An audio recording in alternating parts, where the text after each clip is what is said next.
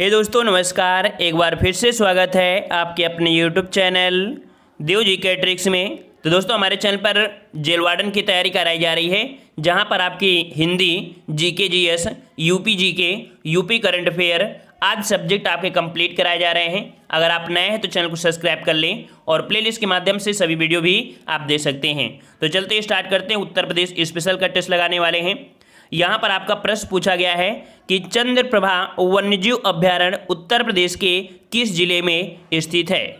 तो यहाँ पर याद रखिए, ये जो आपका वन्यजीव अभ्यारण्य है चंद्रप्रभा, ये आपके कहाँ पर है, तो ये आपके है चंदौली में। ठीक है, ऑप्शन राइट आपका बी हो जाएगा चंदौली।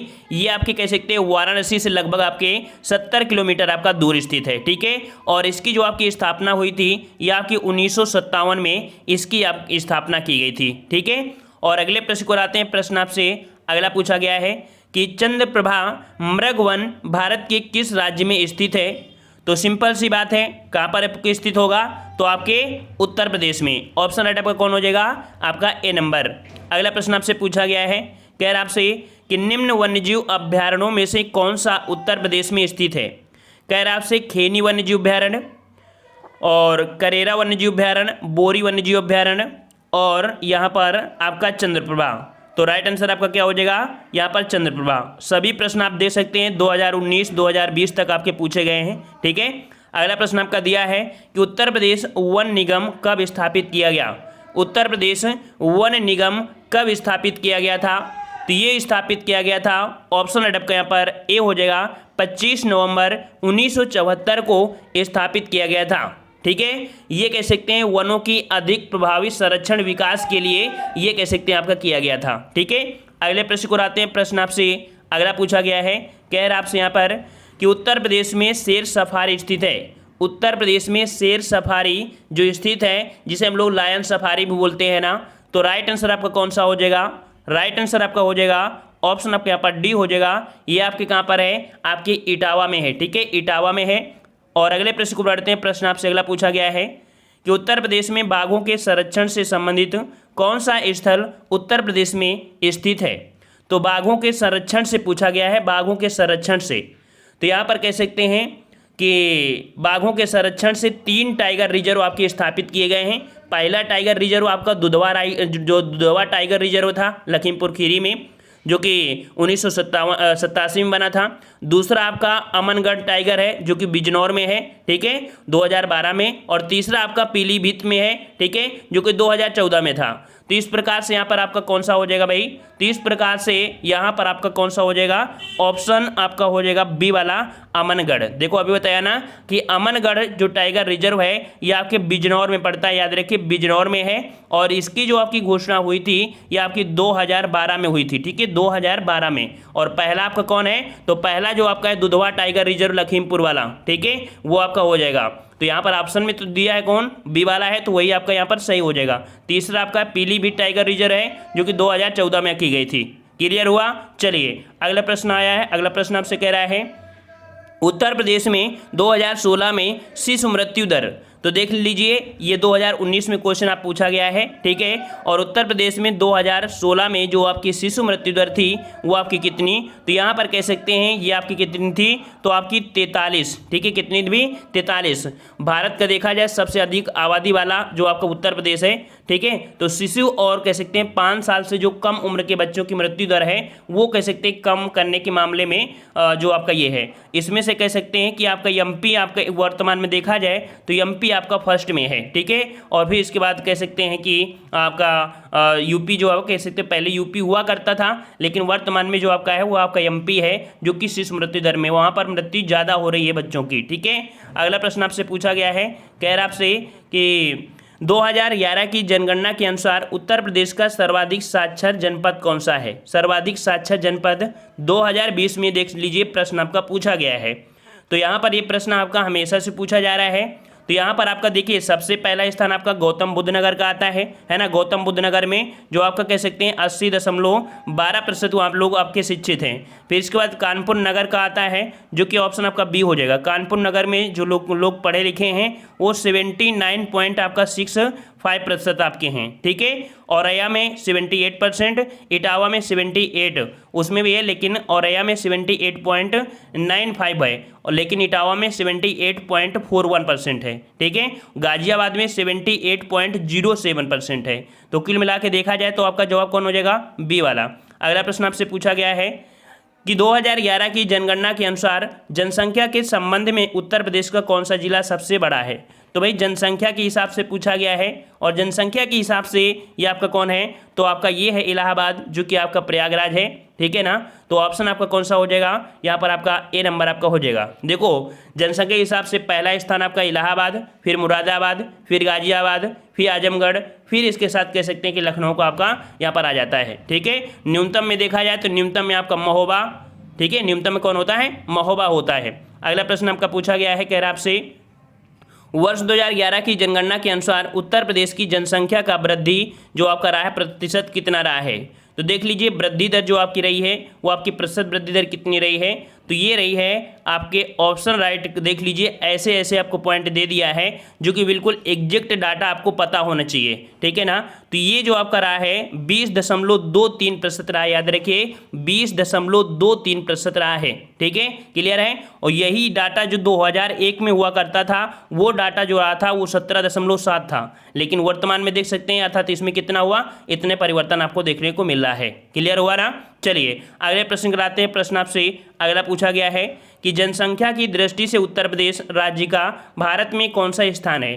तो भाई जनसंख्या पूछा है तो यहाँ पर छोटा सा बच्चा भी बता देगा कि जनसंख्या के हिसाब से जो आपका है वो आपका कौन? तो आपका प्रथम स्थान पड़ता है, ठीक है, प्रथम स्थान आपका है, ठीक है। और अगले प्रश्न को आते हैं। प्रश्न आपसे अगला पूछा गया है, कह रहा आपसे कि 2011 की जनगणना के अनुसार उत्तर प्रदेश में लिंगानुपात कितना है? लिंगानुपात कितना है? तो भाई लिंगानुपात कितना है यहाँ पर? लिंगानुपात तो यहाँ पर आपका जवाब हो जाएगा ऑप्शन राइट आपका यहाँ पर सी नंबर, ये है 912, ठीक है। कितना है भाई? तो 912 है, जो कि कह सकते हैं 2001 में कितना था? 2001 में कितना था? तो 2001 में 898 हुआ करता था, लेकिन 2011 की जनगणना के अनुसार कितना हो गया है? 912 हो गया है, ठीक है। अगले प्रश्न को आते हैं। प्रश्न आपसे अगला पूछा गया है, कह रहा है उत्तर प्रदेश राज्य में किस जनपद में लिंगा अनुपात जो आपका है वो सबसे अधिक है?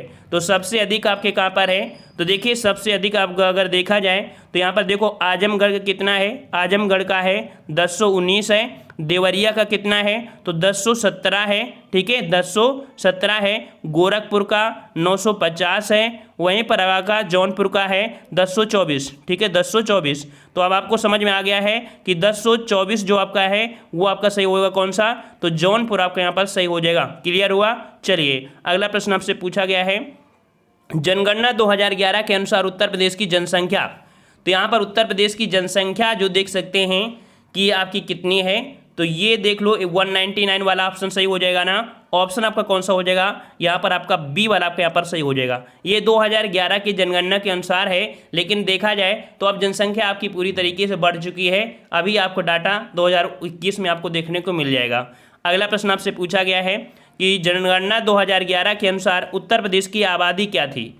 तो उत्तर प्रदेश की आबादी लगभग में आपसे पूछा गया है, तो देखो 199 जो था ना, तो उसी को लगभग आप क्या बोलेंगे? आपका 200 मिलियन लगभग बोल देंगे, 200 मिलियन आप बोल देंगे, क्लियर हुआ। चलिए अगला प्रश्न आपसे पूछा गया है, कह रहा है कि 2011 की जनगणना के अनुसार उत्तर प्रदेश के किस जिले की जनसंख्या सर्वाधिक है? तो भाई सर्वाधिक जनसंख्या जो आपकी है वो आपकी कहाँ पर? तो ये कहाँ पर है? ऑप्शन राइट आपका यहाँ पर हो जाएगा ए नंबर आपके इलाहाबाद में, ठीक है। कहाँ पर? आपके इलाहाबाद में सबसे अधिक जनसंख्या, ठीक है। और अगर ये पूछ लेता कि सबसे अधिक जो आपको कह सकते हैं जनघनत्व तो कहाँ पर है, तो सबसे अधिक जो आपका जनघनत्व यूपी में है वो आपके गाजियाबाद का था, ठीक है, गाजियाबाद का। तो इसका आपका ये हो जाएगा, ठीक है। और सबसे कम जनघनत्व कहाँ का? तो सबसे कम जनघनत्व कहाँ का है आपके? तो ललितपुर का है, क्लियर हुआ। अच्छा अगले प्रश्न को आते हैं। प्रश्न आपसे अगला पूछा गया है, 2011 की जनगणना के अनुसार उत्तर प्रदेश की कितनी प्रतिशत आबादी ग्रामीण क्षेत्रों में रहती है? तो ग्रामीण क्षेत्रों में जो आपकी आबादी है वो आपकी कितनी आबादी? तो याद रखिए ये आबादी है 77.73, ये आपकी है कह सकते हैं 2011 के आंकड़ों के अनुसार आपकी है, ठीक है। और अगले प्रश्न को आते हैं। प्रश्न आपसे अगला पूछा गया है, कह रहा आपसे उत्तर प्रदेश भारत का सबसे अधिक आबादी वाला राज्य है और जनगणना 2011 तक दी गई संख्या के अनुसार इसकी आबादी घनत्व प्रति वर्ग किलोमीटर, अर्थात यहाँ पर घनत्व पूछा गया है कि जो इसका जनघनत्व है वो आपका कितना है। तो यहाँ पर देख लीजिए जवाब क्या बनेगा, तो जवाब आपका क्या हो जाएगा 829। याद रखिए कितना आपका जनघनत्व है, तो आपका 829 प्रति वर्ग किलोमीटर ये आपका घनत्व है। ठीक है, और यहाँ पर देखा जाए तो आपके यूपी के बाद जो आपका बिहार है, फिर पश्चिम बंगाल, फिर केरल है ना, तो यहाँ पर कह सकते हैं जो चौथा स्थान आता है वो आपके यूपी का आता है। याद रखिएगा कि जो स्थान है भारत में जनघनत्व के मामले में, तो पहला स्थान आपका बिहार आता है, फिर आपका पश्चिम बंगाल आता है, फिर केरल, इसके बाद फिर आपका कौन, तो आपका यूपी का स्थान आपका चौथा है। ठीक है, अगले प्रश्न को आते हैं। प्रश्न आपसे अगला पूछा गया है कि जनसंख्या के मामले में उत्तर प्रदेश भारत के राज्यों में किस पायदान पर है, तो सिंपल सा जवाब है कि आपके पहले स्थान पर है। ठीक है, पहले स्थान पर है। ठीक है, और यहाँ पर अगले प्रश्न को आते हैं। प्रश्न आपसे अगला पूछा गया है, कह रहा है नीचे दिए गए राज्यों में से महिला साक्षरता दर सबसे कम कहाँ पर है, सबसे कम पूछा गया है। तो सबसे कम देखो यहाँ पर कह सकते हैं कहाँ पर है, तो देखो यूपी में कितना है, तो यूपी में 57.2% है। ठीक है, वहीं पर बिहार की बात करें तो बिहार में 51.5% है। राजस्थान की बात करें तो 52.1% है और उत्तराखंड की 70% है। तो अब देख लीजिए यहाँ पर आपसे पूछा गया था क्या कि आप सबसे आपकी कम, तो आपके कहाँ पर हो जाएगा, तो आपके बिहार में हो जाएगा। क्लियर हुआ। चलिए अगला प्रश्न आपसे पूछा गया है कि उत्तर प्रदेश की राजधानी लखनऊ की साक्षरता दर क्या है। तो भाई उत्तर प्रदेश की राजधानी की बात कर दिया है, तो यहाँ पर कह सकते हैं 2011 के आंकड़ों के अनुसार यहाँ पर कह सकते हैं जो आपकी है वो आपकी 77.29 ये आपकी है, जो कि ऑप्शन में आपको देखने को नहीं मिल रहा है ना। लगभग में आपको सही करना है। लगभग में अगर आप सही करेंगे तो यहाँ पर कह सकते हैं कि ये जो आपका हो जाएगा वो हम लोग इसको ही सही मान लेंगे। ठीक है, इसके अनुसार ऑप्शन के अनुसार वैसे है कितना, ये इतना है, हमने आपको बता दिया है। ठीक है, क्लियर हुआ। चलिए अगले प्रश्न को आते हैं। प्रश्न आपसे अगला पूछा गया है, कह रहा आपसे वर्ष 2011 की जनगणना के आधार पर उत्तर प्रदेश राज्य की जनसंख्या घनत्व क्या है। तो भाई यहाँ पर जनसंख्या घनत्व जो आपका है वो आपका 829 है। ठीक है, कितना है, 829 है, जो कि ऑप्शन के अनुसार अगर आप लगाएंगे तो आपका सी हो जाएगा। ठीक है, ऑप्शन सी 828 है, कितना 829 व्यक्ति प्रति वर्ग किलोमीटर आपका है। याद रखिएगा। क्लियर हुआ ना, ये डाटा आपको याद रखना है। और अगला प्रश्न आपका दिया गया है कि जनगणना रिपोर्ट 2011 के अनुसार उत्तर प्रदेश में बाल लिंगानुपात क्या है, मतलब वही आपका शिशु लिंगानुपात जो आपका है वो आपसे पूछा गया है। तो यहाँ पर आपका जवाब क्या बनेगा, तो जवाब आपका हो जाएगा कितना, तो आपका ये जवाब हो जाएगा ऑप्शन डी। आपका कह सकते हैं 2011 के आंकड़ों के अनुसार बाल लिंगानुपात आपका 902 है। ठीक है, 902 है। और यहाँ पर अगले प्रश्न को आते हैं। प्रश्न आपसे अगला पूछा गया है कि भारत से सॉफ्टवेयर निर्यात की दृष्टि से उत्तर प्रदेश स्थान पर आपका है, मतलब भारत में जो आपके कह सकते हैं सॉफ्टवेयर जो पार्ट होते हैं इनके निर्यात के हिसाब से जो उत्तर प्रदेश का पूछा है वह जो आपका स्थान है वो आपका कौन सा है। तो याद रखिए उत्तर प्रदेश का यहाँ पर दूसरा स्थान है। याद रखिएगा पूरे भारत में सॉफ्टवेयर निर्यात की दृष्टि से आपका उत्तर प्रदेश आपका, इसीलिए आप देखते हैं कि कानपुर को यहाँ पर टेक्नोलॉजी शहर भी कहा जाता है ना। तो ऑप्शन आपका यहाँ पर बी हो जाएगा। ठीक है, और अगले प्रश्न को आते हैं। प्रश्न आपसे अगला पूछा गया है कि उत्तर प्रदेश राज्य में शहर पीतल के बर्तन और हस्तशिल्प के लिए प्रसिद्ध है। ये क्वेश्चन आपके 2020 में देखो पूछा गया है कनिष्ठ सहायक में। ठीक है, और अभी ये जुलाई में पेपर आपका हुआ था। तो यहाँ पर कह सकते हैं इसका जवाब क्या होगा, इसका जवाब आपको कमेंट बॉक्स में कमेंट करना है। ठीक है, नेक्स्ट पार्ट जब आएगा तब यहीं से आपके क्वेश्चन देखने को मिलेंगे। देखो डेली का डेली क्लासें लेंगे तो फायदा आपका ही रहेगा। ठीक है, हम तो मेहनत आपको कर रहे हैं, हमने तो वीडियो बना दिया, लाभ किसको किसको मिलेगा, तो भाई जो देखेगा उसी को लाभ ही मिलेगा। समझ में आ रहा ना। तो भाई पसंद आया है तो वीडियो लाइक कर दें। और हमने बता दिया है हमारा टेलीग्राम है, टेलीग्राम चैनल, अगर टेलीग्राम पे सर्च करेंगे देव जी के ट्रिक, तो देव जी के ट्रिक आप सर्च करेंगे तो वहाँ पर हमारा टेलीग्राम चैनल मिल जाएगा, उससे जुड़ सकते हैं। वहाँ पर आवश्यक PDF होती हैं, आवश्यक जानकारी होती है। किसी प्रश्न में कोई डाउट होता है तो वहाँ पर कह सकते हैं कि क्लियर हो जाता है डिस्कशन के माध्यम से। अगर कोई प्रश्न किसी वजह से गलती भी है तो भी वहाँ पर डिस्कशन आपका हो जाता है। ठीक है, तो आप लोग टेलीग्राम जरूर ज्वाइन करिए। ठीक है, वहाँ पर आपको काफ़ी लाभ मिलेगा। ठीक है ना, मिलते हैं हम लोग नए वीडियो में, तब तक के लिए धन्यवाद। जय हिंद, जय भारत।